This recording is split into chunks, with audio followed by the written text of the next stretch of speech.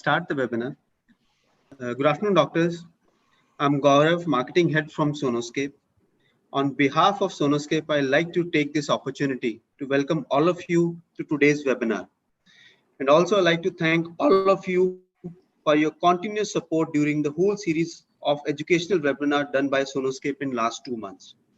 So today's webinar is on fetal limb reduction anomalies. And to conduct this webinar today, we have a very renowned faculty guest speaker, Dr. B.S. Ramamurthy sir, with us. Sir is a senior radiologist and specialized in fetal medicine. Sir has been a faculty speaker in many of the national and international conferences. Sir has written many books on fetal medicine, which we follow. Sir, on behalf of Sonoscape, I like to welcome you. And at the same time, I'd like to thank you for sparing your time from your busy schedule for today's webinar. As there are still many people joining this webinar, so I'll take few minutes of you to share a product video of our premium segment color Doppler S60, which is based on artificial intelligence. So I'll just run a video.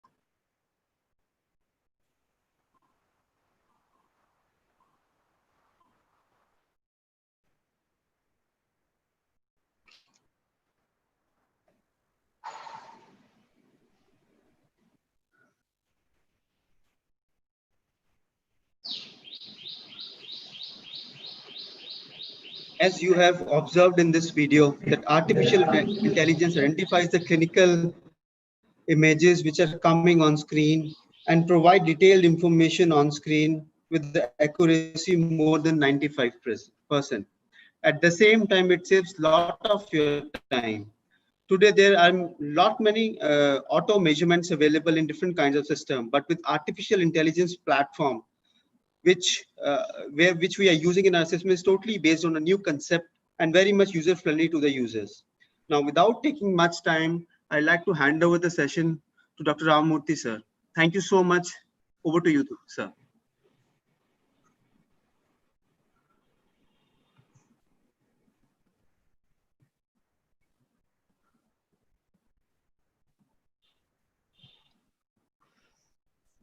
Well, good evening and namaskar. At the outset, I must thank Sonoscape and Mr. Gaurav for having invited me to conduct this webinar today. The topic for today is fetal limb reduction defects. I've just used the word reduction because this is not going to be a skeletal dysplasia lecture. This will be more a discussion on what can go wrong in a limb apart from a skeletal dysplasia. So it's a wider ambit that we're going to see. And as such, the limb anomalies often are overlooked. They are difficult to recognize because of fetal position sometimes. Sometimes they are very subtle, like a clinodactyly, but other times they are gross, like one entire limb is absent. So it's a big spectrum.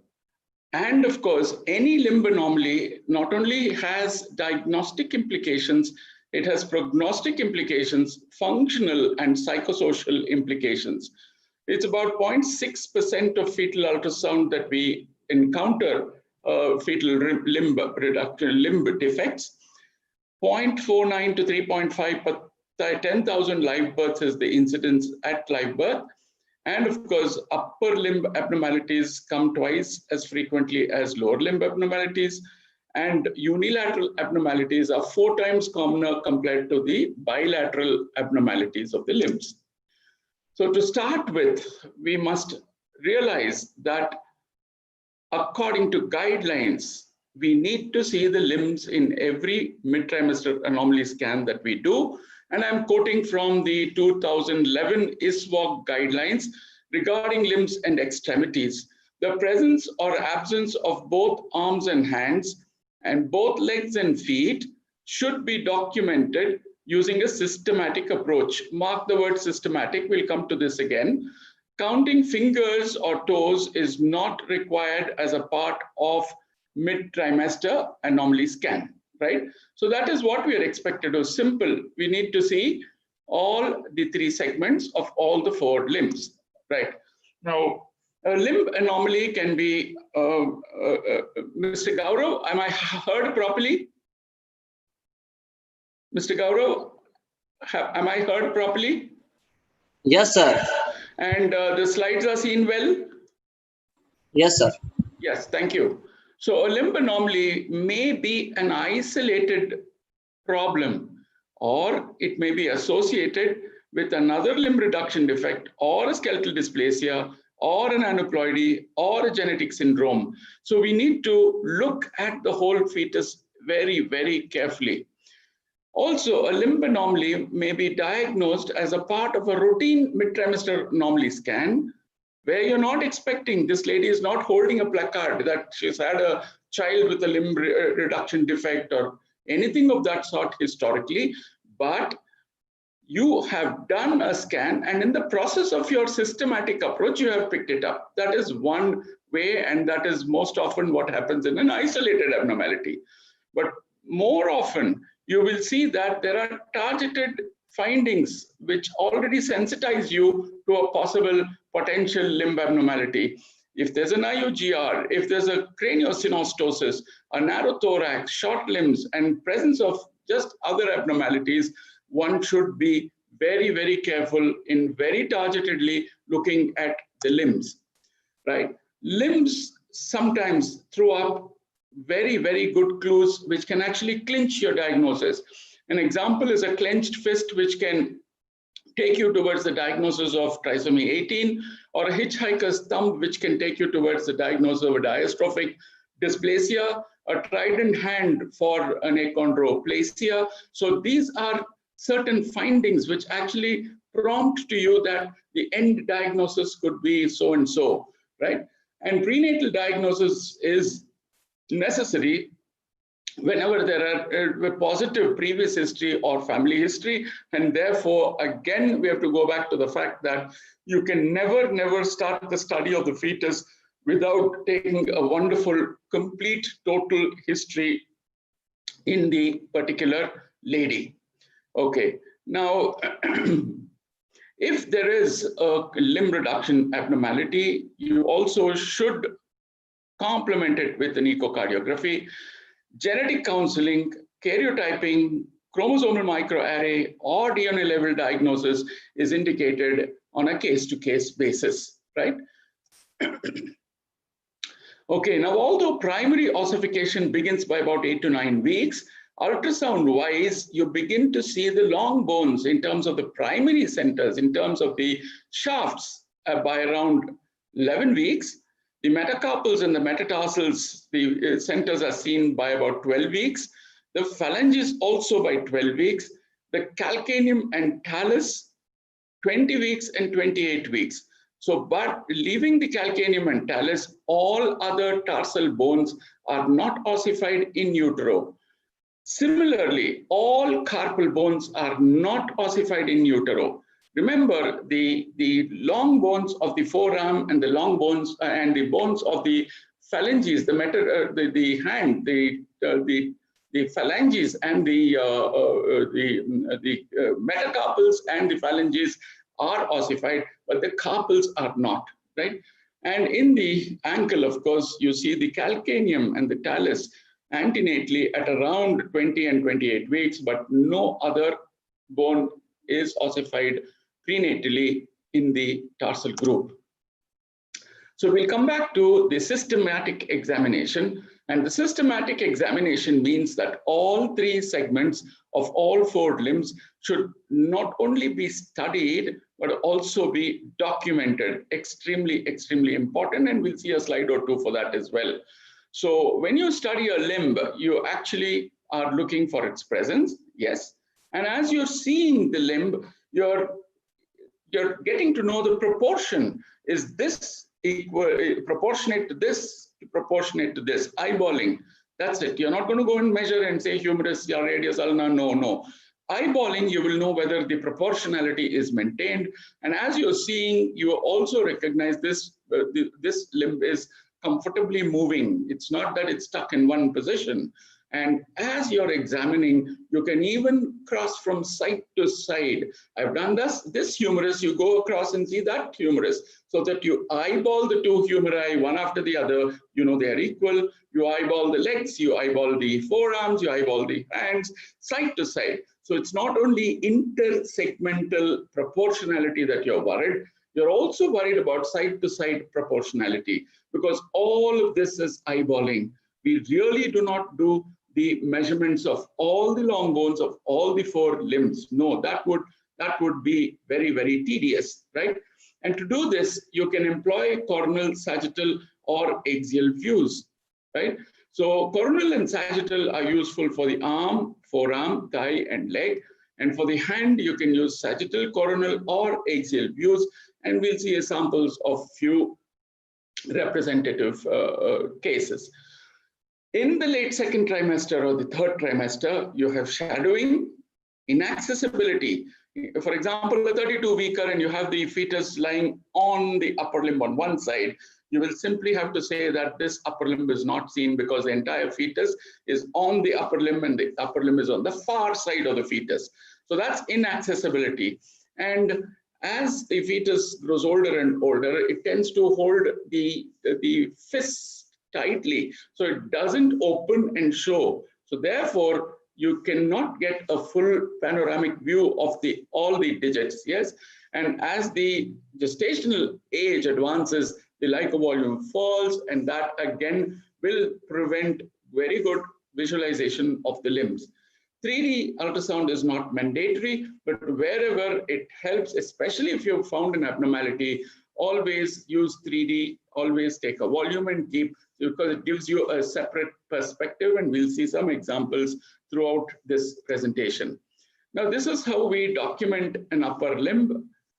So you see both the upper limbs, in fact, and this is culled out of a regular mid-trimester anomaly scan that I've done. So you have one humerus on the other side, the other humerus is seen here, the other humerus is seen here, right? So you have finished the 2 proximal. Then you go to the 2 mid segments and show the 2 forearms on either side. That's a part of the hand here, part of the hand here. This is a coronal section. This is more a sagittal section. After having shown the presence and the proportionality of the forearms, you also have to show the hands. The hands can be shown in a coronal plane of this nature, or a conodal plane of this nature where it is flexed at the proximal interphalangeal joints or the metacarpophalangeal joints, or you can simply take an axial section to show that there are 4 fingers and there's a thumb which is little far away. Always the thumb is a little far away. And if you have taken a section like this, you might not get the thumb coming up in this section at all. So your real time is important as well. It's not that you're reducing the fetal study to a set of still pictures. You have comfortably looked at the hand by looking at it in terms of a volume scan, and then you've also picked up the thumb in addition to all the 4 fingers. I think that's extremely important, and I know all of us do it. It's second nature to all of us. Now, same exercise for the lower limbs. You see the femur on one side, femur on the other side, leg on one side, coronal, leg on the other side, coronal. And I know it's coronal because you see both the leg bones here, the tibia and the fibula. When the tibia and the fibula are seen in coronal section, you don't see the foot as a foot. You only see the coronal section of the ankle there. That's the ankle, that's the ankle, right? And that is the coronal sections. If you wish to do a sagittal section, you can do a sagittal section in the same case. I've done a sagittal also, shows you only 1 bone instead of 2 bones, but it shows you the foot. Here it doesn't show you the coronal section, doesn't show you the foot. The axial or the sagittal section shows you the foot, as you can see on both sides. So these are not pure sections. I can even do an oblique section as long as I know I have seen those 2 bones and I've seen that the forearm is good enough, it is present, and I have reconstructed the relationship of the foot to the leg in terms of a picture as I've documented here, or in terms of doing the foot separately as I can show you here. That's a foot there, that's another foot there. This is an axial foot, this is a coronal foot. So what we do is generally to take coronals of both the feet. And when you take coronals of both the feet, you don't get to see the leg bones at all because the feet are at right angles to the leg. So if you cut the leg, the foot coronally, you will never get the leg of the same side into your section. So that's extremely important to understand. Now, the foot near foot and hand near hand is very useful to us. A lot of times we see these pictures, ankle, no, knee, leg, coronal. That's the foot on one side, coronal, foot on the other side, coronal, and you know that they are together. The hands are together, the elbow, forearm, hands. Now, this indirectly tells me that the limb length on one side, be it upper limb or lower limb, is equal to the limb length on the other side. Otherwise, the fetus wouldn't do this. So indirectly it tells me that the limb lengths on either side are normal. So one way to do it is eyeballing, as I said, go from side to side. Another way, which actually reinforces your conviction that the limbs are lengthwise normal, is to look at the foot near foot and hand near hand. And real time definitely helps you. And if you wish to, you can store clips of the upper limbs as I've shown you here. So there is semi-flexion at the hips, and there's a neutral or slight flexion at the elbows, knees, and wrists. The hands are comfortably flexed. They are not tightly fisted. That is abnormal. We'll come to the clenched fist. They are flexed and they hold them in fair comfort. It's your comfort is the fetal comfort. Now, all of us, when we sit, we don't extend. And do we sit like this? Do we sit like this, putting our hands in extension and holding them the way we want? No, that's very uncomfortable. And you will realize you're conscious of your hands. But when you sit in your own comfortable resting position, this is how your hands look. And that's exactly how the fetal hands look as well. So you see the proximal, mid, and the distal segment. And you see the comfortable way this flexion is looking. Again, the proximal, mid, and distal sections of the lower limb on one side, and you know that it's really comfortable, right? And also, as you're doing the limbs, you recognize the amount of soft tissue. It's not a thin, atrophic soft tissue that you have. You have a reasonably good muscular tissue. You have a reasonably good, that's the muscular tissue. That's the superficial fascia, that's the fat over there, and you know that the soft tissues are normal.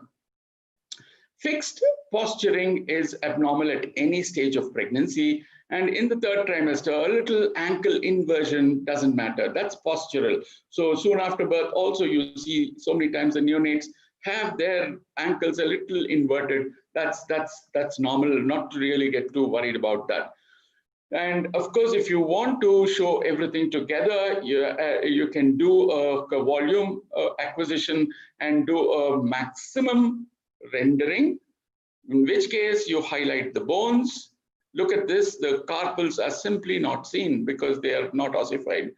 Or you can also do a surface rendering, and this is the maximum surface rendering of a case of talipes. So you can opt to do a volume, opt to do a clip and store, or opt to store stills. It's up to you, and whichever is comfortable to you, you can do that, right? So what are the pathological entities that we will go through in this presentation? A portion of limb or a limb may be absent, abnormal alignment, abnormal size, number, movement, constrictions, and abnormal ossification, right? So we straight away go on to abnormal alignment. So abnormal alignment is when there's an abnormal fixation of the wrist or the digits or even the bigger bones apart from their normal anatomy, right? So it has local functional implications. It has aneuploidy or syndromal implications. Now, what are the examples? I have drawn a line here. These are the upper limb examples: a clenched fist, a camptodactyly, a clinodactyly, a club hand in the upper limb, a talipes genu recurvatum, a posteromedial tibial bowing, or a rock bottom foot in the lower limbs, and we'll see each one of them in sequence. So a clenched hand means a clenched fist or clenched hand is a tightly clenched hand. It's not one of those comfortably flexed things. It's a tightly clenched hand. And not only is it tightly clenched, you find that the index finger overlaps the other fingers. And that's abnormal. You would never do this. It's extremely uncomfortable. So it is pathological. And remember, there is flexion at the proximal interphalangeal joints, and this is constant throughout. You've seen a fisting, you go and see the rest of the fetus, come back in between, look at the fist, it's still fisted, go and do some more study of the fetus, come back and see. You will never see this fist opening. If you deem it so, you can also make this lady wait, bring her back again and see if you can catch this fetus with an open hand at any time. It wouldn't if it's a clenched fist. And remember, the thumb is always adducted in a clenched fist. It's not abducted, it's adducted in a clenched fist. So therefore, clenched hand or clenched fist is a hallmark of trisomy 18. It can also occur, of course, in arthrogryposis, multiplex congenita, and the synonym is fetal akinesia deformation sequence. So FADS or AMC, these are the acronyms, right? Remember, if there is no clenched fist, and still if there's an adducted thumb, and that is indicative of an X-linked hydrocephalus, provided you have detected a hydrocephalus in your intracranial study. That is what happens in X-linked hydrocephalus, the L1CAM gene mutation, which causes the X-linked hydrocephalus. Now, in trisomy 18, the clenched hand occurs, or clenched fist occurs in about 30%, and it could be either unilateral or bilateral. It need not be bilateral always. Let's look at a case example. Here is an abdomen. I don't see the filled stomach. There is polyhydramnios. There is an abnormal four-chamber view of the fetal heart. And when I look at the fists, you see that the index finger is overriding the other digits. The index finger is overriding the other digits. And on the 3D, you find this hooked index finger, which is actually overriding the other digits. And that's the actual abortus showing you the overriding there. And the karyotype reveals a trisomy 18. There are 3 chromosomes, 18 there. Now let's look at another case. And in this case was all the more strange because in this case, everything was normal except this upper limb on one side, which shows a flexion at the wrist. And when you see the flexion at the wrist, you know it's not the normal flexion. It's almost at right angles, and that again looks absolutely abnormal. The other fist looks normal, as you can see in the clip, it looks normal. So there's only an abnormal alignment here, a flexion there, and we did a karyotype. We told her that trisomy 18 should be ruled out. There are no other signs of FADS or arthrogryposis multiplex congenita elsewhere in the other limbs. When we did, to our horror, we detected that this was a trisomy 18. Remember, the only clue was a unilateral flexed wrist. So the moral of the story is, if there is a limb alignment defect, like for example, a fixed flexion, like for example, a clenched fist, look at the rest of the fetus carefully.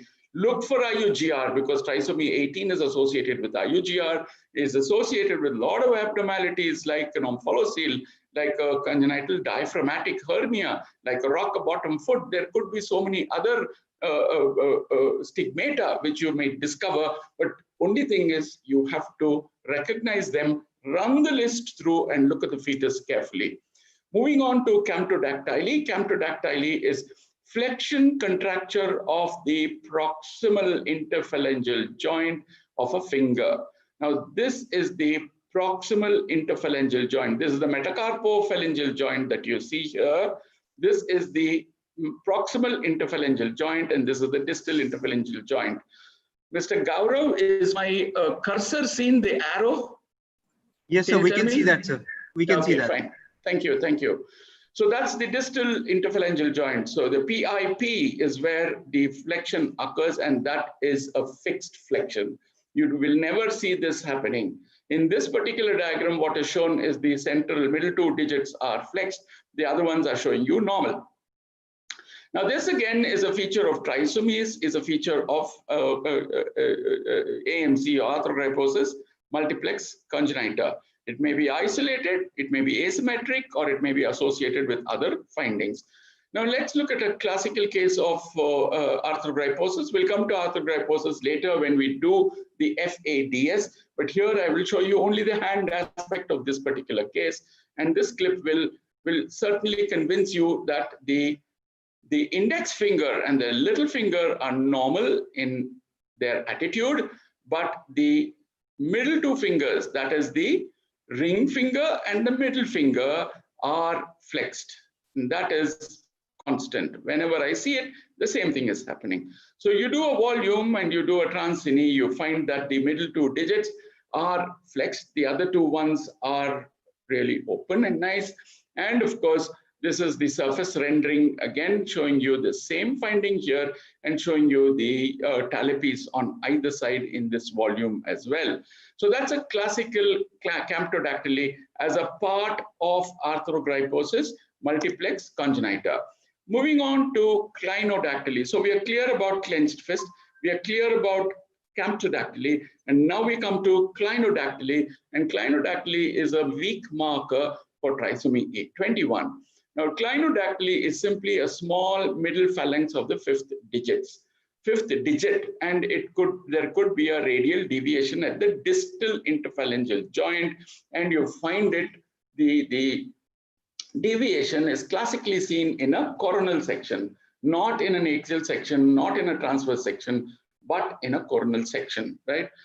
It's important to know that 18% of normal fetuses have clinodactyly. So it's not a pathognomonic finding in Down syndrome. It is a screening parameter, because in Down syndrome, the incidence is 60%. So it's more often seen in Down syndrome, less often seen in normal variants as a normal variant. But we know that the normal variant population is huge compared to a very small population of Down syndrome. And that is why it becomes a marker. It sometimes can be isolated as an autosomal dominant trait. And I've seen one case of clinodactyly, which ultimately turned out to be trisomy X, and we'll look at that. So if there is isolated clinodactyly and you find nothing else, no karyotyping needed. Whereas with associated markers, you need to look at this fetus in terms of a karyotype or a chromosomal microarray.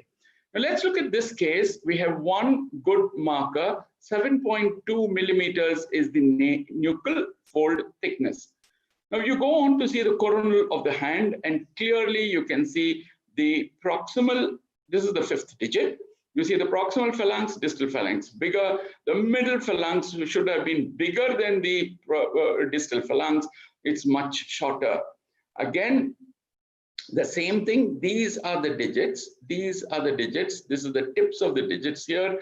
This is the index. This is the 5th digit. And you clearly will agree with me that the middle phalanx is rather small. So that's clinodactyly. You have another marker, which is a thick nuchal fold, and this case turned out to be a trisomy 21. On the other hand, let's look at this case, a nasal bone hyperplasia, less than the 2.5th centile for gestational age. It's a 23-weeker here. So you can't do a regular risk assessment, but in the process of looking at the limbs, when you do a coronal section of the hand, you clearly find a hypomesophalangia of the 5th digit. The middle phalanx is small, and then there is a radial deviation that you can see here, which is occurring, right? There is an ecogenic intracardiac focus, and that's the radial deviation again. So we said we'll karyotype, and we want to rule out Down syndrome, but to our surprise, we got a karyotype of 47XXX. That's a triple X syndrome, Remember, cytogeneticists are not supposed to report the sex chromosomes on a karyotype, because you don't have to, we are governed by PCP&DT law, and therefore we are not supposed to reveal it. And that is how we counsel our patients. We tell them that we'll do a karyotype, but you will not know the sex of the baby. But here, of course, there's a sex chromosomal abnormality, and therefore we have to report it. Now, 47XX is compatible with normal life, but these ladies in the future might have some, psychiatric disorders. They might have issues with fertility, so on and so forth. So when we told this lady, gave her all the literature, but still she said she's not going to continue, and she said she's going to terminate this pregnancy. This is a 47XX, and clinodactyly was one of the findings there. Right. Now we move on to club hand. Club hand can occur in aneuploidy. It can occur in syndromes. It can occur as an association as well. So club hand is nothing but absent bone, forearm bone. The forearm has 2 bones. There's one bone of these 2 which is absent. And since one bone is absent, the hand deviates to the side of the absent bone. Correct? So that's simple as that. And there is absence or hyperplasia of the corresponding rays. So these are the ulnar rays. These are the real rays. So if there is a radial hypoplasia or an aplasia, the radial rays, especially the thumb, will be abnormal or absent. And this is how the hand deviates, and that's exactly what is called as a radial ray defect. And in this case, the thumb is seen. In this case, the thumb is hypoplastic. So therefore, it not only deviates, the radial rays become abnormal. The radial club hand has a very, very strong syndromic association, whereas our ulnar club hand is almost always isolated, and it does not have syndromic association. So what are these syndromes that we look for? Because you can pick up, because you see your upper limb so very well and document them, in a minute or in a second, you realize that there's a club hand. So no marks given. You owe this to the fetus, you've done it, you've picked up a club hand. So immediately your thought process goes to, what are the other things that I have to do on ultrasound, that I have to do as an invasive test, that I have to discuss with the geneticist before I actually counsel the patient? So that list would include hematologic disorders. For example, thrombocytopenia, absent radius. I've seen one of these cases in 33 years of my practice. Fanconi's anemia, AC syndrome. These are hematological disorders. Aneuploidy, I would certainly do a chromosomal microarray to look for trisomy 18, 21, or 13q minus. I would look at the heart carefully, because if there is a club hand, and if I find an ostium primum defect or an or a atrioventricular septal defect, I know I'm dealing with Holt-Oram syndrome. So I need to do an echo, I need to do a CMA, I need to do a fetal blood sampling if I have to rule out hematological. And now most of these hematological disorders all have genetic loci which have been discovered. So therefore, you don't really look at the blood of the fetus. You may take the amniotic fluid or the CVS if there's an index case before and subject it to genetic testing rather than looking for the hematology of the fetal blood. So those are three things: hematological, aneuploid, and CVS. But the story doesn't end there. You also have to look for craniofacial anomalies in terms of a Naegers. You might pick up a Naegers. I will show you one of these, or a Miller's syndrome. You have to look at the vertebrae very carefully, because if there's a hemivertebrae, you might be looking at a case of Vactal association, or Klippel-Fehl association, so on and so forth. And of course, in certain syndromes like Seckel syndrome, you might have only a microcephaly, a receding forehead, intracranial anomaly, which might translate to a mental retardation postnatally. So remember, radial ray defects doesn't mean that your job ends by describing the anatomy. Your job has actually only begun, and you have to work up these cases. So now we'll go through a few of these situations. Now here is a 13 weeks and 6 days fetus. And in a 13-week, even in the first trimester, you follow the same rules. You demonstrate all 3 segments of all 4 limbs. And in the process of doing that, you find that the humerus is normal. There's only one bone in the forearm, and this is definitely a club hand. I don't see a thumb sticking out. So the radius is absent, the ulna is present, there's a radial deviation. There's a deviation. If the radius is absent, there's a radial deviation, and you have a club hand out over there. No marks for diagnosing this. You're supposed to do this, you've got it. But the challenge is, what more will you do? Naturally, you're going to look at the heart very carefully, as we discussed. Let me stop this. And that is to just show you that there's no thumb sticking out over here, right? So you look at the heart, and this is the heart. It's a simultaneous recording of 2D as well as color. And in a minute, you will agree with me that there is only one valve orifice opening between the atria and the ventricles. There is an inlet septal defect here. There's not much of the ostium primum that you see here, and that's a classical AVSD. You see only one inflow tract, and at 13 weeks, 6 days or 13 weeks plus, you have diagnosed a Holt-Oram syndrome.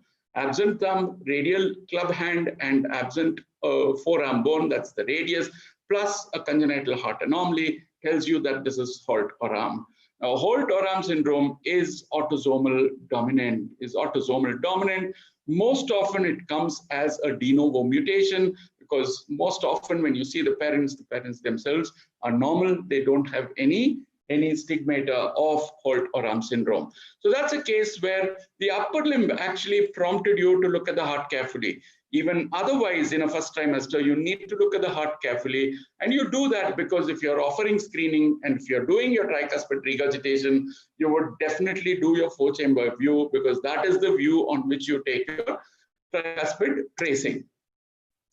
Now here is a non-syndromic radial club hand, nothing else really seen here.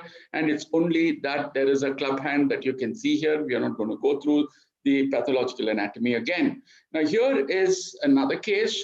To cut a long story short, that's a club hand that you see on 2D, on 3D. That's the club hand that you see here, over here. And you see only 4 fingers. The thumb is missing. The thumb is missing. Again here, the thumb is missing. The thumb is missing. You have a left-sided congenital diaphragmatic hernia. You see the heart here, the stomach here, but the face holds the clue in terms of a very, very profound micrognathia, a very, very profound micrognathia on 2D and 3D. So you have micrognathia, left congenital diaphragmatic hernia, bilateral radial ray defect, right? And that prompts you. In the lower limb, you have a sandal gap, which is occurring over here. There is also a CTEV, and that prompts the diagnosis of a Naegger syndrome, which is autosomal recessive. Now, why we need to do this is that if you find a syndromal diagnosis, one, you can always do a molecular testing in terms of genetic consultation. Look at what is the gene panel that you're going to ask for. Look at all the possible mutations that can cause Naegger syndrome. It's autosomal recessive. The parents are going to be normal because they're going to be heterozygous, and you can do molecular testing of the fetus by doing an amniotic fluid sampling. You can do a trio. You can do the parents as well as the genetic screen of the baby, because if you suspect and if you pick up or confirm the abnormality in terms of mutation, next time around you can offer a CVS and you can look for this mutation and tell this lady confidently that no mutation, your baby is going to do fine. Mutation, then you have to be careful. You have your options open.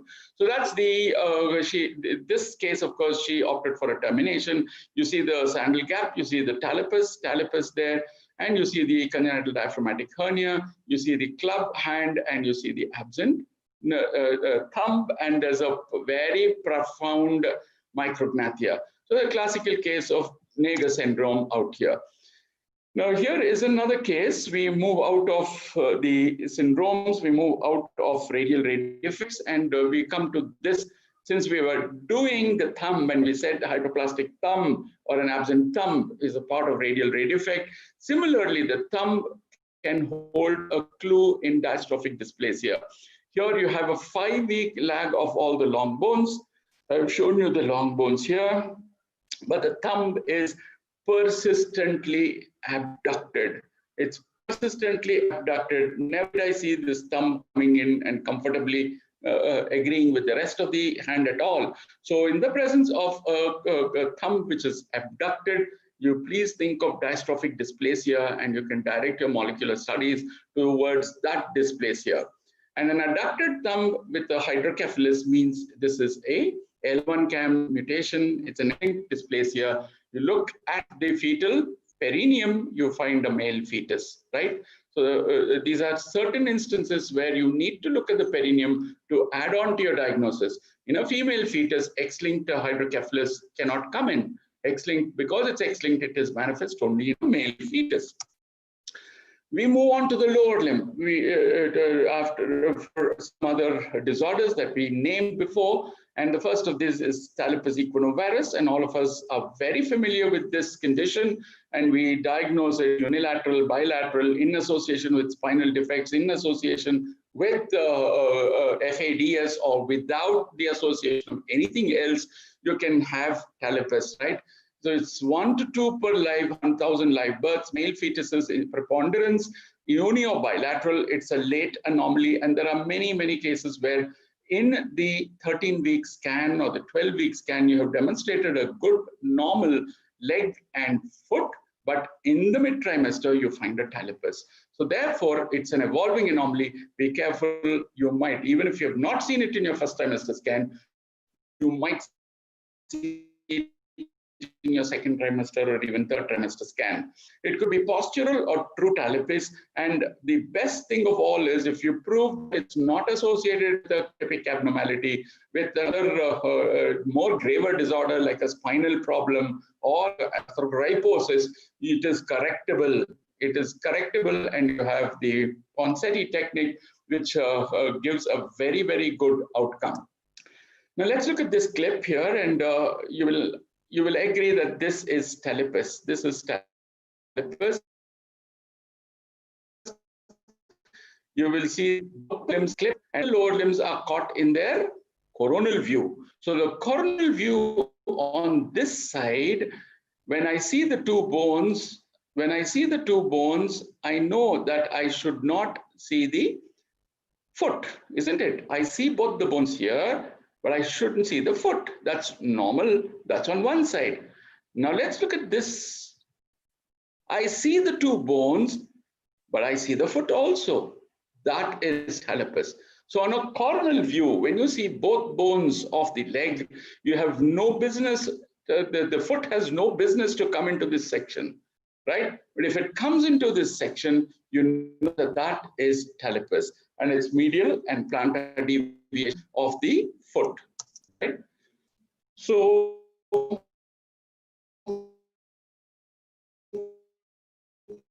what are the causes? It could be become okay after birth postnatally because the crowding is gone postnatally, the baby is outside of the uterus.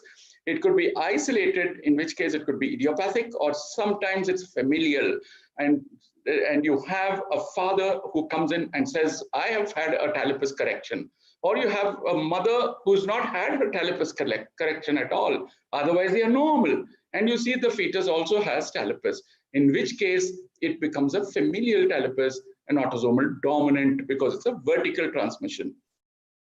It could be genetic in origin, and oftentimes you see a talipes with a miserable intracranial lesion, you see a talipes with an open neural tube defect, and that is because of the neurological overlay which is causing the musculoskeletal imbalance in the developing limb. It could be a part of syndromes, and here you have to grapple with trisomies, Turners, Downs, and of course trisomy 18. It could be a single gene disorder, it could be a part of arthrogryposis multiplex congenita. Now let's look at this case example here. Talipes, all of you will agree, two bones here, so therefore this is cor, not sag, and in the coronal section I should not see the foot. You're seeing it, the classical hockey stick configuration that you have over here. There is a persistent wrist flexion that is happening over here. Query micrognathia, I'm not very convinced, query micrognathia. But when you see the heart, again, you have an AVSD, you have a single inflow occurring over here.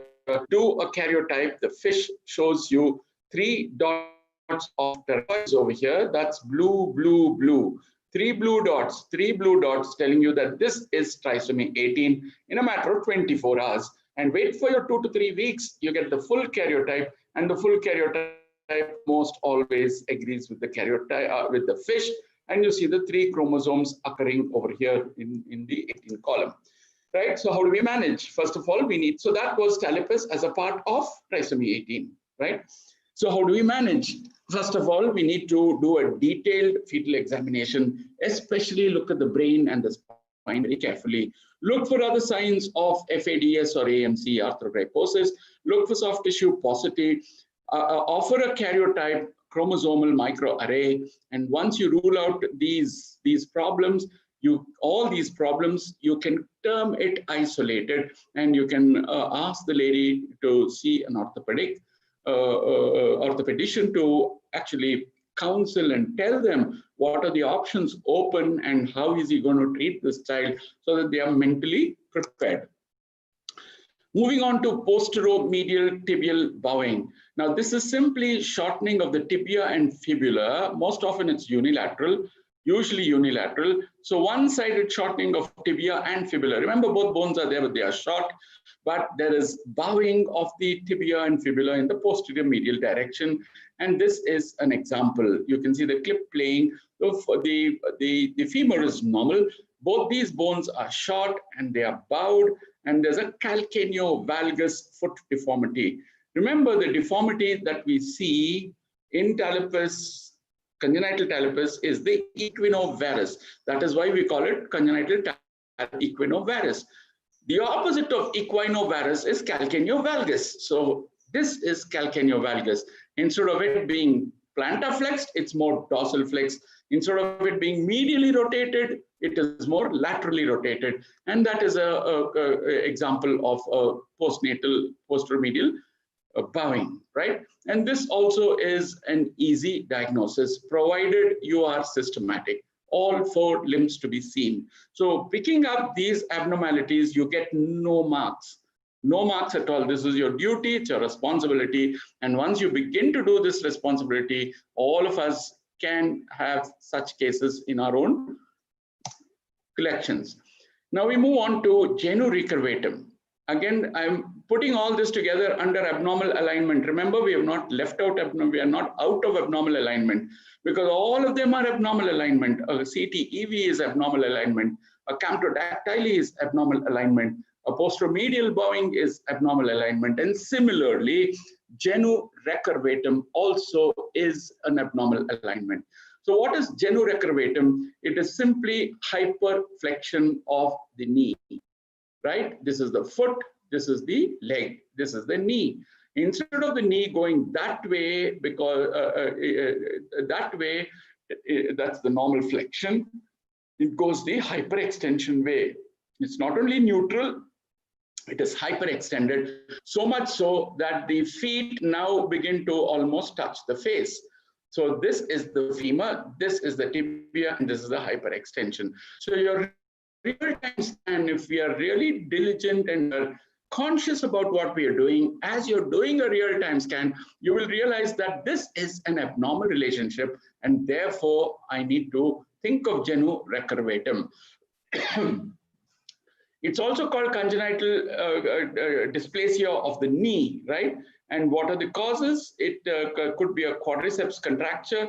It could be a knee dysplasia. It's usually sporadic. It can be a part of arthrogryposis, or it could be a syndrome like a nail patella syndrome or a Rubinstein-Tybee syndrome, right? So therefore, again, look at the rest of the fetus. At least ultrasound-wise, we can confidently say that this is an isolated problem in the knee joint, not a problem outside of the knee joint. And since the joints are normal, there is no AMC, right? And then you can of nail patella, Rubinstein-Tybee, you send them for genetic counseling. You have to do a pedigree chart and decide, counsel the lady and decide on molecular testing. Now, this is an interesting case which I thought is quite shared. Once in the mid-trimester anomaly scan, you can see that I have documented one leg there. And in the process of doing this leg, I've also caught a ghost of the other leg. You can see the other leg here, right? The other leg is shown very well in this picture, right? The near leg is seen above. This is the other leg.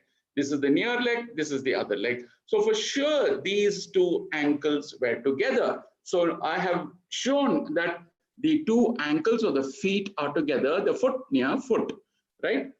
Then she comes back for a 30, 31, I don't remember, around scan of that gestational age. Again, femur on one side, femur on the other side, leg, I have not reported anything abnormal, but at birth, lo and behold, this was the finding. There's a genu recurvatum. You can see the thigh, good, normal length, but instead of the flexion normal attitude that you see here, you have an extension, and this fetus goes up there close to the foot goes up there close to the face. So this is a late onset anomaly, and what really saved me was my documentation. Immediately when as I was doing a scan, I got this information, and immediately what I did was to go open this file, catch all these pictures and mail it to them, right?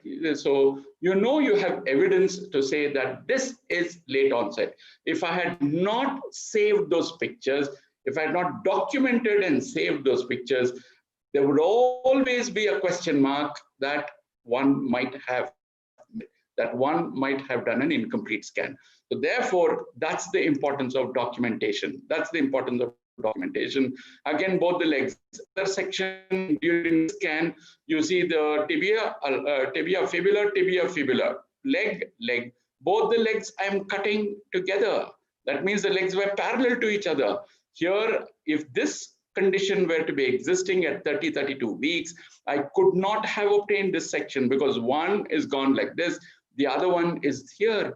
So therefore, on more than one counts, we could prove that it's purely post 32 weeks problem. And if you read literature, you can have ischemic insults of the quadriceps muscle, which can cause a quadriceps contracture, and it can cause a genu recurvatum. Now let's move on to the rocker bottom foot. And in a rocker bottom foot, the heel is prominent. You can see that's the leg, that's the foot. This is the heel there, and you see it rounded, convex contour that you see here. Typical rocker bottom foot, rocker bottom foot. So therefore, you need to think of trisomy 18, you need to think of other chromosomal abnormalities, triploidy, open spina bifida or neurotube defects, and rule out and make sure that it's not a part of arthrogryposis multiplex congenita, right? So that is the same approach. That in this particular case, of course, we saw that the brain was normal and we saw that the spine was normal as well. Right? Sometimes you can have very gross abnormalities of the lower limb in terms of a single lower limb. You can see a single thigh and two femora which are fused, and a single leg with perhaps two tibia or two fibula which are fused. That's the 3D. And when I do a color Doppler, I know there's a vitelline artery steal syndrome which is happening, because instead of the aorta bifurcating and then giving rise to the umbilical arteries, there's an abnormal vitelline artery which takes blood from the mid-abdominal aorta into the placenta, and therefore the lower half of the body is deprived of blood supply, and all these anomalies occur in terms of a sirenomelia, in terms of absent genitalia, in terms of absent anus, in terms of renal agenesis, in terms of a Potter's sequence that you can see in these pictures. So that is a single lower limb sirenomelia, right? So we've taken that long to go through the alignment problems, and now we come to the problem of size, abnormalities of size. It's already 4:59. Mr. Gaurav, am I going to cut by 1 hour, or can I overshoot a little bit? You can do it, sir. No problem. No problem? Yeah, no problem. We can continue with the presentation.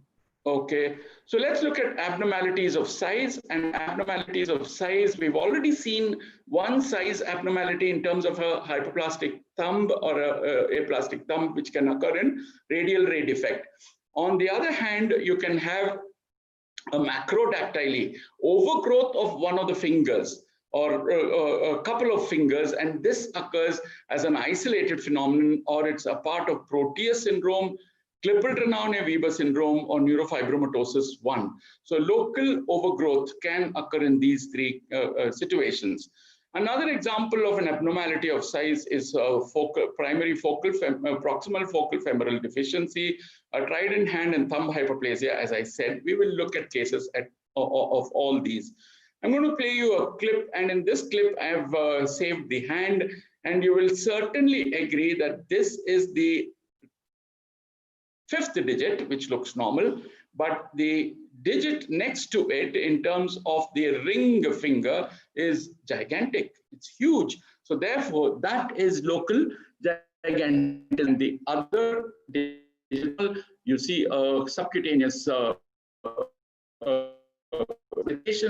there's a port wine stain on this fetus, and that's the local overgrowth that you can see. So that's a classical Klippel-Trenaunay-Weber syndrome that you have picked up, and this is a part of this syndrome, right? Now let's look at this particular clip.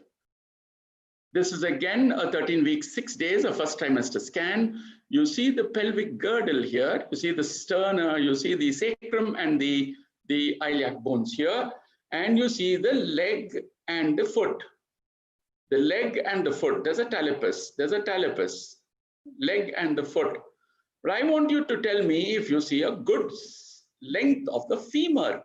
The femur is simply short, and I will go to the bookmark here to show you that this is the femur. The femur is definitely short on one side, and the femur is absent on the other side. And that means all the other long bones are normal. The upper limbs are normal, which means it is something which is involving the femora alone, and therefore you call it a focal femoral deficiency, right? It is proximal focal femoral deficiency. On the other side, it's almost a profound focal femoral deficiency. And whenever you have, again, no marks for having diagnosed this, you should diagnose it because you see you're systematic in your approach. But now you have to also kind of extend your study, your thinking should tell you that there's a syndrome called proximal femoral deficiency, proximal focal femoral deficiency with unusual facies, and that becomes an autosomal recessive. So you look at the face carefully, and that's no big deal because you're going to do the mid-sagittal view of the fetus at 13 weeks, 6 days for more than one reason. And I'm just going to share you a clip of the mid-sagittal view and look at the face. That's the forehead, nose, the upper lip. And all of you would certainly agree that the jaw is regressed. It is a retrognathia. So whenever there is a facial problem with a focal, if you think of an autosomal recessive condition called PFFD with unusual facies syndrome, autosomal recessive, and therefore you start off your investigations into the invasive, the geneticists, the pedigrees, and all that. So that's extremely important. Right here is a thanatophoric dysplasia, a narrow chest, a frontal bossing, depressed nasal bridge that you can see here. But I draw your attention, that's the narrow chest there, draw your attention to the digits. They're very short and stubby, and that's the fetus after birth, and that's called brachydactyly. This is a matter of size, very, very short digits, right? Very, very short digits in skeletal dysplasia that we saw. Whereas here you find that the digits of the hand are doing fine, except the thumb. All the other four are doing fine, except the thumb, which is hypoplastic. The thumb alone is hypoplastic. There's bilateral clefting that you can see here, a single umbilical artery, and also a cardiac anomaly in terms of a atrioventricular septal defect and a malposition of the great arteries. So thumb hypoplasia can be isolated. If it's isolated, good prognosis, provided you know that all the other systems have been checked and you know the karyotype CMA is normal and there is no syndromic association. So whereas if it has abnormalities like that, you know it's a part of a syndrome or a chromosomal abnormality. Now let's go to the abnormality of echogenicity. So we finished abnormality of alignment, that long stretch. Then we finished abnormality of size. We move on to abnormality of echogenicity. And here, the main lesion that we're going to deal with, the main pathologic process that we will deal with is premature ossification of the carpus or tarsal bones. And this can occur in all these conditions. Warfarin teratogenicity, quite a common situation. So ladies who have been operated for rheumatic heart disease are on long-term anticoagulants, on warfarin therapy, coumarin drug, group of drugs, and they get pregnant and come, and you have to look for all these stigmata or features very carefully. Or CDP. CDP is chondrodysplasia punctata, where your starting point is a Binder's facies, fetal alcohol syndrome, and of course Zellweger syndrome. Let's look at one case of chondrodysplasia punctata. And the first and foremost thing which warns you is the fact that the facial profile is flat. The nasal bone is long, but the facial profile is flat. It's as though somebody is compressed and punched this baby on the nose. Now, when you look at the femur, which you're going to look for because you're doing the femur length, you will realize that the epiphysis, which should not be ossified at 20 weeks, is ossified. And not only ossified, it's got multiple foci, so it's punctately ossified. So immediately your second clue walks in. First clue, Binder's facies. Second clue, your epiphysis, which is premature and abnormal looking. And therefore you rush on to your carpal bones. Carpals, no premature ossification. But when you go to your tarsal bones at 20 weeks, you find two huge tarsal bones here. No business for two big tarsal bones. 20th week, you only have to see the calcaneus. That to a small little calcaneus. Here you have a huge talus, you have a huge calcaneus in terms of an ossific center. So premature ossification of the tarsals. This is a 3D showing you a maximum rendition, showing you all the abnormal ossific centers over here. And then you go to the spine, you find that these are the sacral centers, which are 4. But after the 4 sacral centers, the S5 as well as the coccyx is ossified. So it's a full-blown case of chondrodysplasia punctata. I would like to see the perineum of this fetus, because chondrodysplasia punctata could be autosomal dominant, could be recessive, could be X-linked, could be autosomal or X-linked, and we need to sort out the genetics of this particular case, right? Now, we move on to another very rare entity, which is Carmi syndrome. And to cut a long story short, here the finding which caught my eye in the limb was this. Can you see those membranes as I shake the transducer? Those membranes that are there, you know, that it's parallel to the limb. So I immediately suspected that this is a exfoliation, or it is something where the skin has separated off from the underlying tissues. And which condition will you think of? The condition is epidermolysis bullosa. So you have those skin which is separated off. Number two, when you come to the stomach, the pylorosis is not seen. The stomach is abruptly ending there. A little bit of hydronephrosis on either side. Those are the membranous skin which is actually defoliated of the underlying tissue over there. And this is the amniotic fluid, which is very particulate, because a lot of shedding is happening into the amniotic fluid. And this is the epidermolysis bullosa after the lady decided on a TOP. That's the pyloric atresia from outside, and that of course is the lobated kidneys with the ureters which are dilated. And this is classically a Carmi syndrome. Carmi syndrome, otherwise known as epidermolysis bullosa pyloric atresia syndrome, and it is autosomal recessive. This lady comes back to me 2 years later with another pregnancy, but she comes to me only at 24 weeks. And at 24 weeks, you have again the same thing which is happening. You see the membranes again, you see the particulate matter in the amniotic fluid. She's had a recurrence. So this is an autosomal recessive disorder. Anomalies of number: polydactyly, syndactyly, and oligodactyly. Polydactyly is supernumerary digits, postaxial on the little finger side, preaxial on the thumb or the great side. Central is very, very rare. You can have only soft tissue polydactyly, or you can have it with the bone polydactyly, 1 in 683 pregnancies. And postaxial polydactyly is isolated as an autosomal dominant characteristic trait.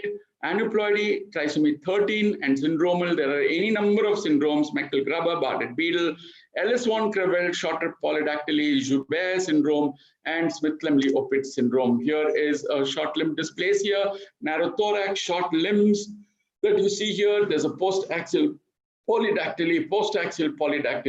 So short rib polydactyly syndrome, Saldino-Noonan type or type 1. And that's the abort is showing you the polydactyly and the short ribs and the narrow thorax that you see here. Here is a bone which is short, and those are the plots which show you a lag of the long bone growth. There is a polydactyly that you can see here on the postaxial side. The thumb, 4 digits, the extra digit. Thumb, 4 digits, extra digit.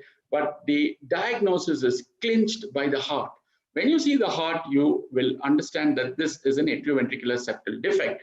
So all put together is chondroectodermal dysplasia, otherwise known as Ellis-von-Creveld syndrome. So polydactyly actually clinches your diagnosis together with the heart anomaly, together with short limbism. That's the fetus showing you the polydactyly out over there in the narrow thorax.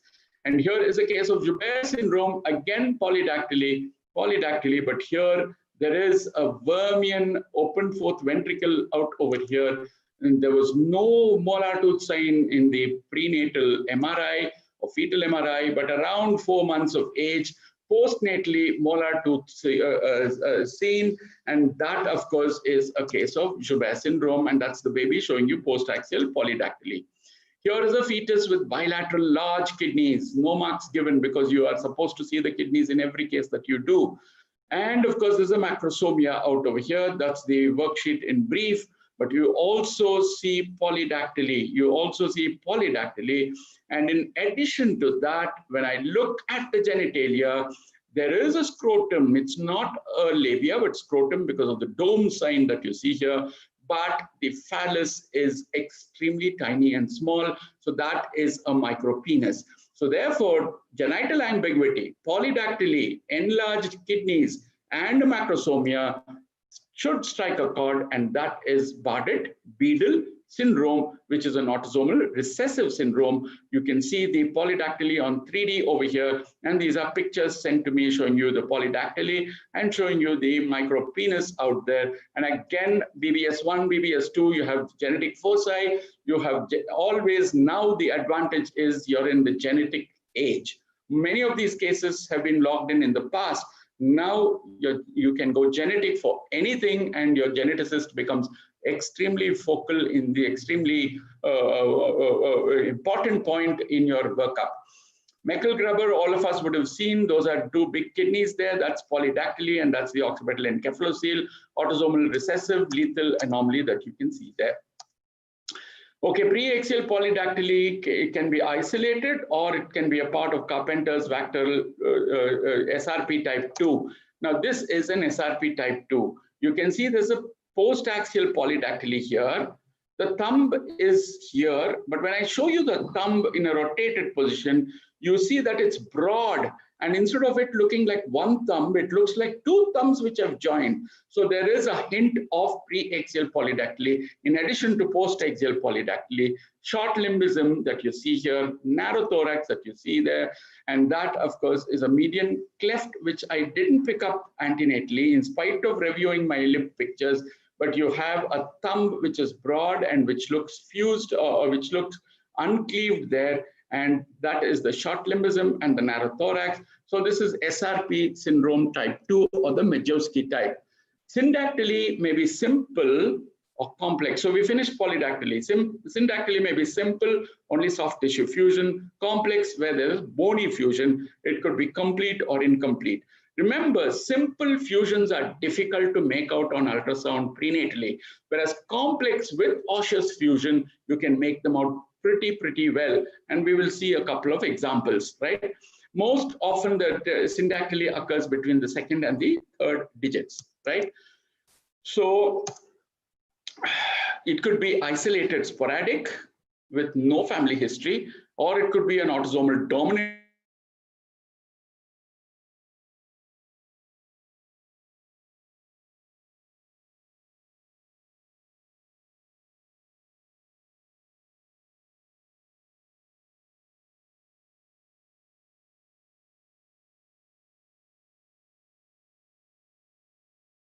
All these fingers together, and you never see this. When the fingers are open, you always see amniotic fluid going in between. So why should these fingers be fused? They are fused because their soft tissues are fused, and we could pick it up easily because almost 4 fingers are involved. Only the thumb is separate over here. This is sporadic. No family history, nothing else in terms of associated findings. So you know that this is a simple syndactyly sporadic. On the other hand, let's look at this case. Here the father walks in with the mother and the father shows his hand. He says, I have a syndactyly between my middle finger and the ring finger, and I need to know if the fetus has it. And the first thing I tell them is, I will not see it. This is not ethical. Tell me if you want me to do a regular anomaly scan, I will do it. But if you're doing it for the sake of the fingers, you've come to the wrong person. Then he tells me that no, this is a regular mid-trimester anomaly scan. We are not going to base any decisions on the fact of the normality or abnormality of the hand. So only after he says that, I begin to do the scan. And at 22 weeks, I shared these pictures. On one side, you can see that these fingers are crowded together. They are not separate. The thumb is separate. Then I said it looks normal or it can be abnormal, but the fetus is too young. You come back to me. 28 weeks, I'll sort it out for you. Again, not because you're going to make a decision, but because you need to know, you need to be prepared. So at 28 weeks, it's much, much easier. You will understand and you will surmise from a mile away that these two digits are fused, right? There could be an osseous fusion here as well. The other digits are separate. So this is an autosomal dominant trait. And you take the history, this boy's father also had, and his uncles also had, father's brothers also had, and therefore that's the value of pedigree chart. You know it's an autosomal dominant. On the other hand, here is an abnormally shaped skull, and in this kind of a skull which has got abnormal shape, your sutures are fused. They are not open at all. So you know abnormal shape and the closure of sutures, you know you have picked up a craniosynostosis. Now craniosynostosis has a wide variety of presentation in terms of the syndromal associations that it has. You have Appert's, you have Pfeiffer's, you have Antley-Bixler, you have Townsbrock, so on and so forth. So therefore, you need to know what else on ultrasound can I do? And the one thing that we always need to do is to look at the hand, because if you find syndactyly or a mitten hand, bilateral, that is Appert syndrome. Appert syndrome is acrocephalosyndact, and this is exactly the case which was in this case. So you see the cranium there, and you see the hand out here, and definitely it looks like a spade. It doesn't, the fingers are not separated at all. So I said this is Appert syndrome. You do a 3D, you find that all the four fingers are fused here.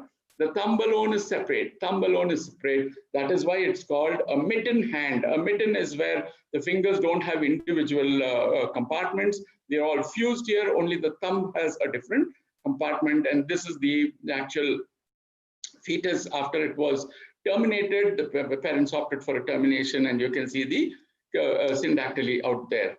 Now, cleft hand is ectrodactyly, and ectrodactyly can be in the upper limb, or you can have an ectrodactyly of the lower limb also.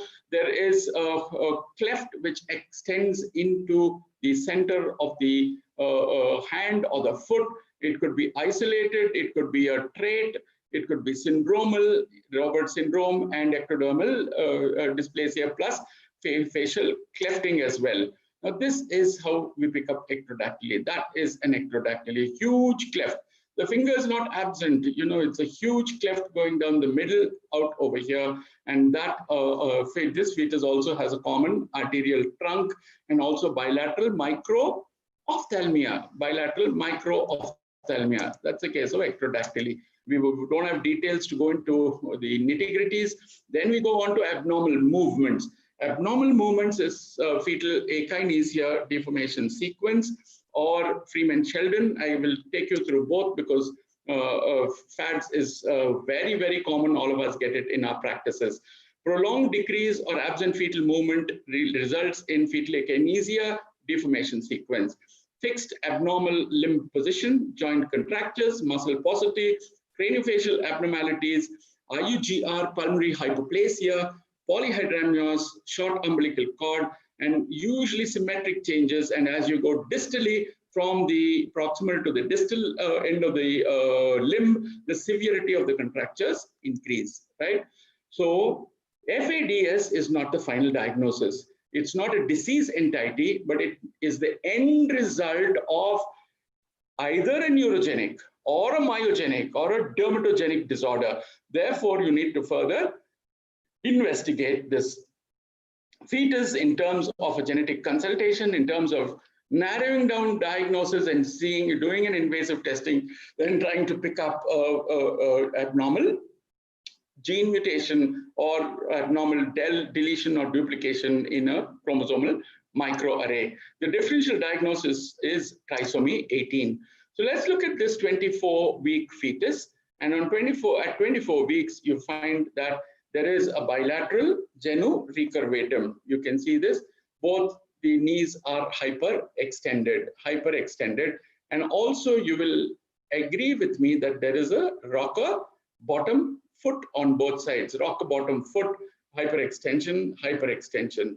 So let us see what and also I should point out in this particular picture, that the fat is too much and the muscle is less, and the entire soft tissue itself is not. Look at the contour of the musculature. It should be a nice convex. Here it is straight. Here it is concave, telling me that the soft tissue of the limbs is less. And there are contractures, there are rock bottom foot. You go up into the upper limb, you find that there is an extension at the wrist. There is a clenched fist on both sides. And what was interesting in this case is I'm showing you the arm, elbow, forearm. Can you see this? This is a pterygium, a fold of skin which is bridging from the forearm into the arm. And that again is because there is akinesia. And that's classically a pterygium of the elbow.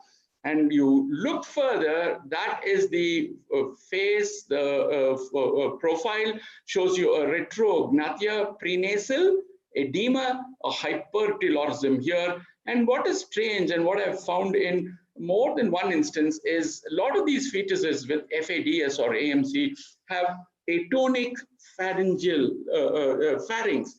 The pharyngeal muscles also are not really with tone, and therefore the pharynx becomes loose, patulous, and it actually becomes quite capacious with a lot of fluid happening. You can see the fluid, amniotic fluid in the pharynx. This is the oropharynx and this is the laryngopharynx, because I'm able to see the larynx and the epiglottis, which is protruding. That is the laryngopharynx and that is the epiglottis that you see over here. So that's a full-blown case of arthrogryposis multiplex congenita, and those are the limb clenched fist that you see here. That's the recurvatum that you see, and that's the rotational cine display. You can see the contractures as well of the wrist here. And again, arthrogryposis can be recessive, and it can be have a recurrence rate of 25%. And here is a lady with history of 3 previous pregnancies with arthrogryposis. She comes to me the fourth time nuclear translucency thick. I'm not happy with this, but look at the limbs. The limbs show you a little bit of a hint of possible contracture. There is an extension at the wrist over here at 15 weeks, 11 weeks, 15 weeks. You find some things happening in the limbs, but I don't have guts. I'm not going to call this abnormal. So I call them back 3 weeks later, 18 weeks. It's much, much easier. You see a rock bottom foot here. There is a dorsiflexion, which is happening here, a brain, which is abnormal, wrists, which are extended. So this is a recurrence, and this is arthrogryposis multiplex congenita, showing you again a receding jaw there, a narrow bell-shaped thorax, and you can see all the features on this abortus, the same abortus after she opted for a termination of pregnancy. Now, Freeman-Sheldon syndrome is also contractures. You see the fists, which are the extended wrist joint there. But in addition to contractures, there are 2 things which are remarkable. One is that there's a lot of fat. It almost looks like a diabetic baby. The fat layer is too much. And secondly, the mouth is open with an arched upper lip, as though the baby is whistling, and therefore you call this the whistling facies syndrome. So contractures, more of fat, and facial dysmorphism, all of them. This is the lower limb. You can see the lower limb. You can see the amount of fat this baby has. It looks quite a rotund baby. And you have extension contractures of the knee. You have contractures of the ankles. And you see this fat, which is definitely very, very profuse, right? And classically, it's a wind vane appearance. You see that the fingers are one overlapping on the other, overlapping on the other. And therefore, that's a classical Freeman-Sheldon syndrome, autosomal dominant, most often a de novo, right? Abnormality of presence. So we finished alignment, we finished an alignment, size, ossification, and we finished the FADs as a entirety, and then we move on to abnormality of presence or abnormality of absence. And a limb might be absent totally, or it might only be absent in one of its segments. If the total limb is absent, Emilia. If the hand is absent, achera, and apodia if the foot is absent. And this is most often a sporadic event, but sometimes it can be due to an amniotic band sequence, and we'll see examples of all this. It could be a vascular compromise, and it could be an effect of effect due to early CVS. Now, of course, you don't see this because we've given up early CVS long ago. Now, here is one of my old cases and inability to show both upper limbs. I can show the scapula, bit of the humerus here, nothing at all over here, and no upper limbs on either side. This is the fetus after birth, so that is bilateral upper limb amelia. Now, here is, is a forearm, but the hand is missing. A forearm, the hand is missing. The other side, the other side was looking normal. You can see the hand on the other side over here. So this is an achera. Here is a fetus with a gastroschisis. It's gastroschisis because a lot of herniation is occurring outside, but there is no covering membrane there, and the cord is inserting into the base of the herniation. And that is the gastroschisis, showing you the liver and the intestines out, right? But also note that the cranium is not there. The cranium is disrupted. And also note the lower upper limbs. You have amputation of all the digits out here. The thumb is preserved. You have the thumb is preserved. The index finger is preserved. All the other three fingers are amputated. And that is actually the actual abortus, the hands of the actual abortus that you see here. And then, of course, when you do 3D and rotational, you can even show the amniotic bands which are attaching to the disrupted head. And that's the amputation that you see here. That's the gastroschisis that you see here, amputations, and of course, the presence of the amniotic band, which has taken away the skull bones in terms of a disruption, right? So therefore, that is an amniotic band sequence. And therefore, if you see amniotic band sequelae, be it a gastroschisis, which is huge, be it a very abnormally disrupted face, be it a non-embryologic encephalocele, one has to look at the limbs carefully, including the digits, to make sure that there is no digital amputation, because presence of digital amputation adds to your diagnosis of amniotic band syndrome. Phocomelia is again absence of the arm and forearm, and only the hand and the feet are attached to the pelvic and the pectoral girdles respectively. And this is one example. I have another example which is very depictive of the entire findings. This is the older case which is there, but I thought I'll share this with you. And that is a first trimester scan showing you very small flipper-like limbs. Flipper-like limbs on 3D, on 2D. There's a very thick nuchal edema which is happening over there. And I thought there is a little bit of clefting which is happening over here in the axial view, which is happening, and that is Roberts syndrome. If there is flipper seal limbs together with facial problems in terms of clefting, please think of Roberts syndrome, autosomal recessive, right? A constriction ring can be oftentimes seen because of your systematic approach. That's the leg, and in a minute, you know that the soft tissues are thinned out over here. You can see the still picture here. That is the thinned out soft tissues which are occurring. That's a constriction ring. And distally, you have bogginess. There is lymph edema. You can see the edema on the dorsum of this foot.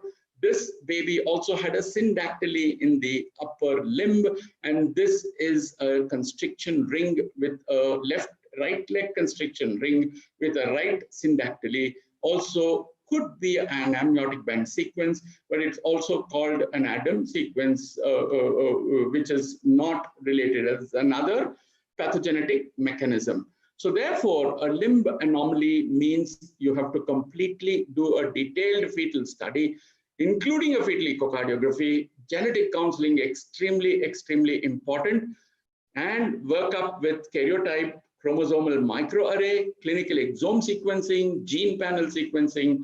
You might need to do hematology, like for example, you might need to do special techniques, like for example, chromosomal breakage studies that you do in Fanconi syndrome. If you're suspecting Fanconi's, you will ask your geneticist to actually look for chromosomal breakage in addition to the genetic foci. You need to involve the plastic surgeon, the orthopedic surgeon, the reconstructive surgeon. The surgical consultations are a must because they need to know the magnitude of the problem, both in terms of why it has occurred, also in terms of the functional aspects. So thank you very, very much for a very, very patient listening.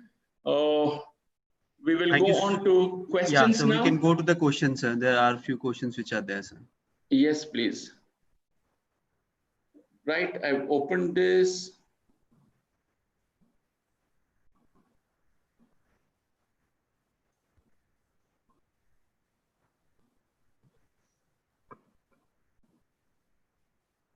Let me just close these.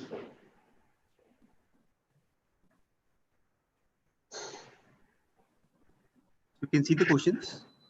Yes, please. I've got the questions here. Waiting eagerly. Kindly do the approach. Beyond any comments. The first question, sir, in an anomaly scan, how many which images must have to be given to the patients? Now, given to the patients is one thing, storing and putting it on your computer is another thing. Store everything on your computer, your orbits, everything. As per the guidelines, you must have everything stored, and preferably when you're doing the heart, please store clips of the heart. When it comes to the limbs, I have told you, you need to show all 3 segments of all 4 limbs. You don't have to worry. It might take 6 pictures, it might take 4 pictures, it might take 5 pictures, but you must need. It's best that you use dual. When you use dual display, actually you can show one thing here, one other thing there. You can do it in 2 ways. You can do parallel, approach. Show the right humerus, left humerus, right forearm, left forearm, right hand, left hand. That's parallel approach. Or you can do serial approach. You can do fetal arm, fetal forearm, then leg, the other arm, then the other forearm, the other hand. You can do serial or parallel, but on the whole, the number of pictures are not important. When you look at your own folio that you have prepared for this patient, you should be able to pick up each and every one of these anatomical areas. What you give to the patient is your discretion. You don't have to give every nail and every hair that you have seen to the patient at all. No, you need to give representative pictures. For example, the head, the heart, for example, the cord insertion maybe, and for example, you will you give a face, the lips and the orbits. So you decide that these are I will give the spine, I'll give the kidneys, the stomach and the bladder. So I decide to give this set of images in a normal case, and you follow that. There's no point, there's no problem. Because giving what you give to the patient is not what the guideline covers. What you have done and stored in your computer, what you're going to save and keep it for posterity is what the guidelines tell you, right? Guidelines don't bother whether you give pictures and the number of pictures. It's your discretion. We'll go to page 2. Yes, sir. Page 2. Page 2, not reading. Your screen sharing is paused. It's opening account. Do you have page 2 with you, Mr. Gaurav? Yes, sir. Yes, sir, I have that. Shall I repeat the question, sir? I have got it. No, it's not reading. Can you read the questions? Because I am not able to access the page. Sure, I'll do that, sir. Oh, no, I've got it. 1 minute, I've got it. Okay, now we have Dr. Shreya from Calcutta. How to diagnose rock bottom foot and clinodactyly, already covered, Shreya. I wish and hope you were there during that part of my presentation. How to know hands are normal in size or smaller in size? That is your subjective. that is your subjective. If you feel they are smaller, there's rarely a disorder where the entire hand is small. No, it's only that the digits are small brachydactyly. They are fewer in number oligodactyly, but it's rarely that the entire hand contracts and becomes a mini hand. That's really, really rare. I have not seen, and I have not seen it in literature as well. So it's just that eyeballing and the proportionality that I told you. Remember, you have to see it in terms of proportionality, as well as in terms of presence, as well as in terms of relation, that kind of flexed relation that it has. So that's about all. It is subjective. Dr. Manoj, how to defend if we miss a finger and forearm in the end of the third trimester? If it's a first scan, many times patient comes in directly. Dr. Manoj, all you need to do is to say in your report clearly what you have seen, and with the same importance what you have not seen. Extremely, extremely important. I do it right from the first day of my practice. I kept on doing this, and it has really, really meant a lot. In the third trimester, the spine is anterior. Where am I going to see the lips? Where am I going to count the fingers? Right? Finger counting is not a part of the study. Even if you've seen the hand, documented it, and if you have missed, say, half a finger, miss, say, one small finger, I'm not culpable. I'm not culpable at all, because your work is to do and see if the hands are present. Your work is not to count the digits. No, you will count the digits only in targeted cases where there are other anomalies, where there is a history. For example, I'll count the digits if there is a short limb if there is a short rib dysplasia with very, very short limbs, because I want to rule out short rib polydactyly syndrome. So like that, you have to correlate and do it. No question of defending yourself. The report defends you, and from tomorrow onwards, please say, I'm unable to see the right upper limb because of fetal position. That's it. I'm unable to study the orbits and the lip because of fetal position. Especially if you're doing a 35, 32, 33, 37-week scan, nobody expects you to wait and see, because most often these fetuses don't turn around. Nevertheless, there are situations where in the third trimester, you wait and see if it turns around, especially for congenital heart disease. There are cases which come to me for second opinion. Somebody else at 32 weeks has found something abnormal in the heart. So I ask them to go away, come back again, wait for moments. And if it doesn't at all, then you say give up, right? So in the third trimester, your report will protect you and defend you if you have written a list of what you have not seen in the report for everybody to read, the patient, the referring doctor, and the court if it goes into a medical legal issue.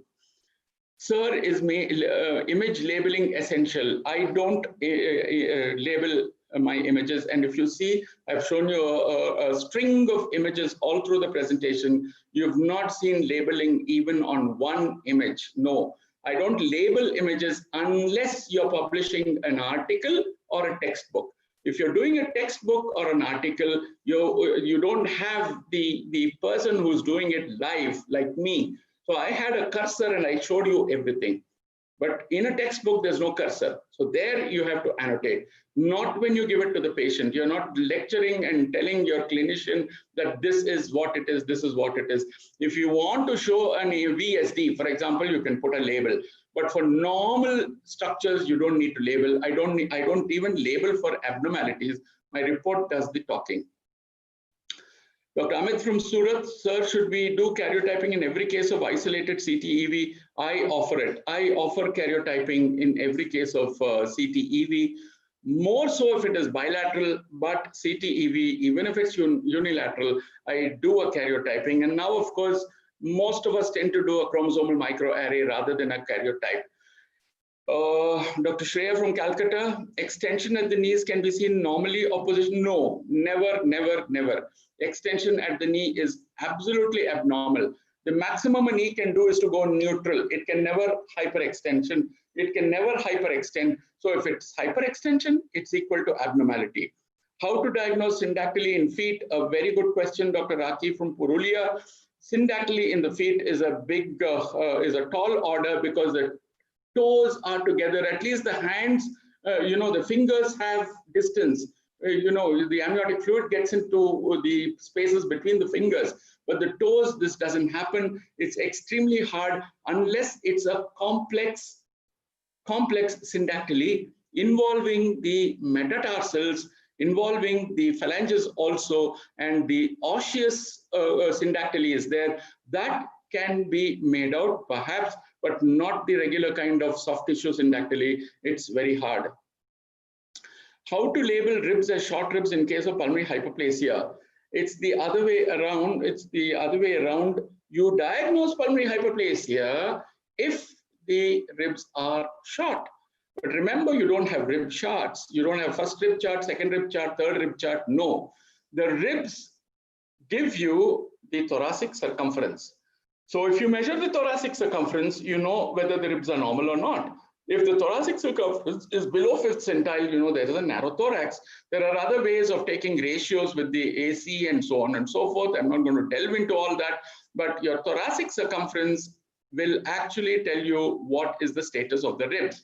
Again, do the thoracic circumference to be objective, but most often we are subjective. Look at the thorax in the axial view. In the axial view, 1/3, 1/3, 1/3. The heart 1/3, 1/3 by one lung, 1/3 by the other lung.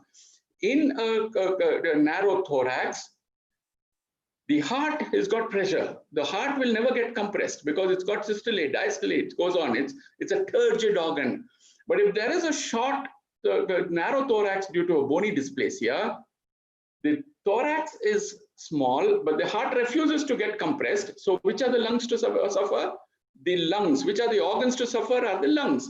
So therefore, you will see that the lungs are pretty small, and the whole thorax is occupied by the heart alone. That will tell you that this is a narrow thorax. The fact that the abdomen is relatively protuberant will tell you that it's a narrow thorax. So therefore, there is no question of labeling the ribs as short. The cumulative effect of short ribs is a narrow thorax, and that you diagnose subjectively or objectively in terms of the thoracic circumference. We'll go on to page 3. Absent 2 middle fingers in all 4 limbs. I don't know what this question is. Absent 2 middle fingers in all 4 limbs? Yes, it's absent. That's it. You've got to work up the fetus, as I said. Look at all the rest of the fetus very carefully and see if there's any other clue that you're getting. In terms of the family history, if there's nothing, it could be isolated abnormality. You tell your patients and counsel thereof, right? Thank you very much. TAR syndrome, can it be a postnatal diagnosis? Always. It is always a postnatal diagnosis, sometimes a prenatal diagnosis. As I said, I have picked up a TAR syndrome way back. And again, that's a radial ray defect. But in TAR syndrome, unlike Holt or Arm syndrome, the thumb is present. In TAR syndrome, in spite of it being a radial ray defect, the thumb is present. Whereas in Holt or Arm, the thumb is absent. And that is why, although you have diagnosed a radial ray defect, you will go one step ahead and you will try to look for the thumb. If the thumb is present, I would still think of a possibility of TAR syndrome. Again, you have genetic loci, you can go genetic, or in the past, you can do a cordocentesis and set up the blood for a platelet count, or wait till the baby is born and do the platelet count, right? So those are the ways to look for a TAR syndrome. Dr. Madhu, what do we call when the foot is directly attached to the trunk without thighs and legs? And that is exactly what I showed you happening in the Robert syndrome, in the phocomelia. So the term you need to use here is phocomelia or seal flipper. Only the hands and the feet are attached to the pectoral and the pelvic girdle. Phocomelia, and classical example of phocomelia is thalidomide syndrome. Now, of course, thalidomide is given up because of its extreme teratogenicity. So now what you have is the pseudo-thalidomide syndrome, otherwise known as Robert syndrome. And I showed you a case of Robert syndrome with facial clefting as well. Retrognathia, macrognathia. No, retrognathia and micrognathia. 1 minute, I have missed something. How to differentiate between KTW, Proteus? No. they are genetically, the genetic foci is different because both of them have the same soft tissue masses in terms of lymphangioma and hemangioma. You can have local focal gigantism. That is why genetic, you can go genetic to differentiate between KTW and Proteus, Klippel Trenaunay-Weber. How do we differentiate between amniotic band rupture sequence versus limb body wall in the first trimester? It is difficult sometimes, but remember, in limb body wall complex in the first trimester, you will have evisceration of the abdominal contents. The eviscerated content in the first trimester is easy. This is easy to make out, is extra amniotic, whereas the rest of the fetus is intra amniotic. Remember, body stalk syndrome is due to an embryological failure of extra embryonic coelom separating out from the intra-embryonic coelom. And therefore, you have this arrangement which is happening. In amniotic band sequence, if there is a disruption of the anterior abdominal wall, you will have a lot of eviscerated organs. But remember, in amniotic band syndrome, all these are still intra-amniotic. None of them goes extra amniotic. That perhaps is one way of doing it. And the other way, of course, is in body stalk anomaly or limb body wall complex, the trunk of the fetus is hitched to the placenta. There is no umbilical cord. There's a short or maybe a short umbilical cord. It's hitched, and therefore the spine becomes kyphoscoliotic. The lower limbs have contractures. Whereas in amniotic band sequence, there's a decent normal umbilical cord. I think these are the ways you can tease out your diagnosis. Retrognathia and micrognathia differences. I think it's macro. You've punched it as macro, but Rajesh, I think you mean it's micrognathia. Retrognathia is just a receding jaw. And in most cases, a receding jaw is due to a small jaw, a micrognathia. So the big deal, it's about the same. Dr. Shilpa from Column, excellent. Sir, in case if we miss any digits anomaly, how to protect? I've already told you about this. If you see in the third trimester and late second trimester, or a case of oligohydramnios, if you have not seen a limb for any particular reason, please remember, put it in your report. Because when this case comes up for a medico-legal, as a medico-legal issue, you will not be able to conjure and bring to your mind the circumstances under which you did the scan. So therefore, your report should be able to prompt you as to what is the situation. Very, very important. If you've done a good scan and if you have documented everything, and even then, if you have missed a digit, you're still not culpable. The idea of ultrasound is not to produce the Aryan race, is not to produce the perfect human being. It is to look for diseases of the fetus or defects of the fetus which matter to this fetus in terms of its life and the quality it has. A missed digit is not going to, so this is not culpable, no, because the guidelines do not expect of us, right? I'll open page 4, the last page as on now. With limited HD space, how do you store images for the same pregnancy and for the future? A very good question. Nowadays, of course, you have so much of HD space that you can store a lot, or maybe about 3 months, 4 months of work, you can put it on your HD. But remember, don't crowd your onboard hard disk space with a lot of cases. You always keep about your half or 3/4. You put about, use about 50-60%. Always don't go more, because your the hard disk can buckle under pressure. So what I do is every 1 month or so, you copy these cases into an external hard disk drive.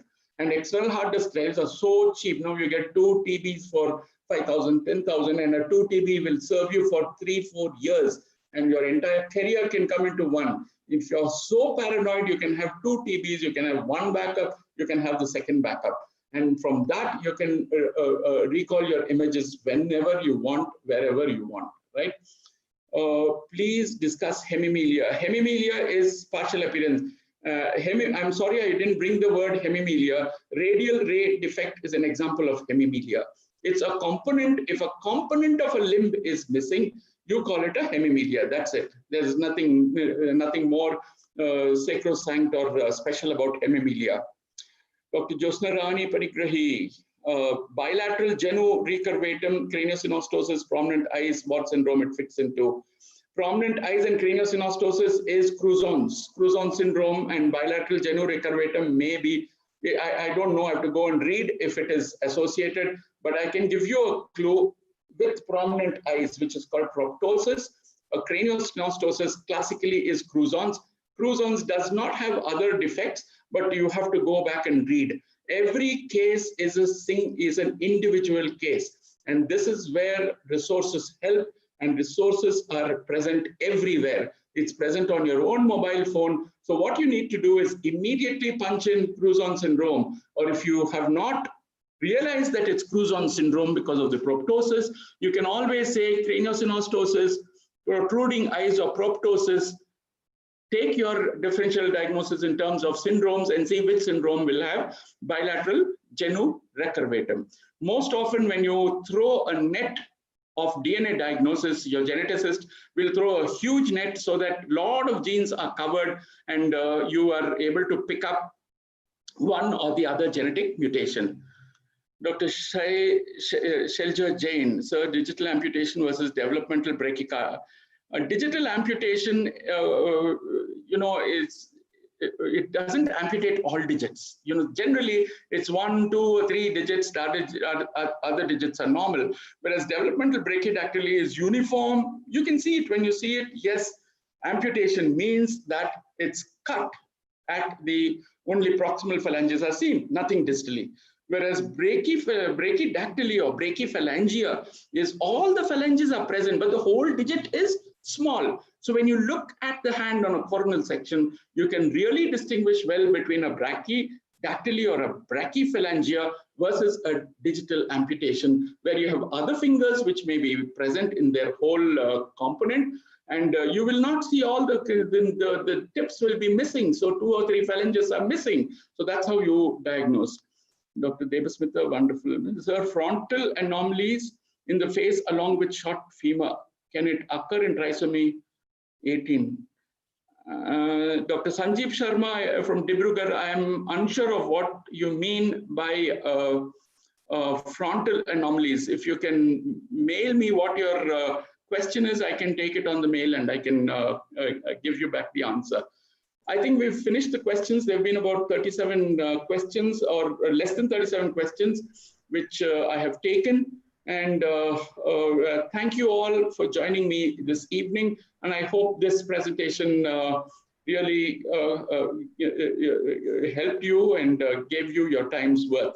Thank you, Mr. Gaurav, and thank you, Sonoscape, for having me for this webinar. Thank you. Wish you all the very best. Wish you all the very best. Thank you. Thank you so much, sir. I think your presentation was really good and everybody have enjoyed it. Thank you so much for sparing time for this webinar.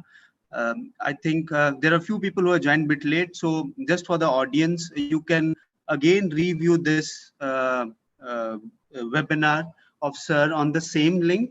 Also later in the night also that will be available. Thank you so much for joining this webinar. And on behalf of Sonoscape, in future also we'll be conducting more of these kinds of webinars, educational events. For more information on Sonoscape products, you can contact our sales people, or you can just drop us an email or anything, so that we can provide you all the details of Sonoscape products. We have huge range of product range available with us, from mid-level to high-end systems available, and we have good number of installations across the country. Wherever you want to see the system, we can provide all the details of that. Thank you so much, sir.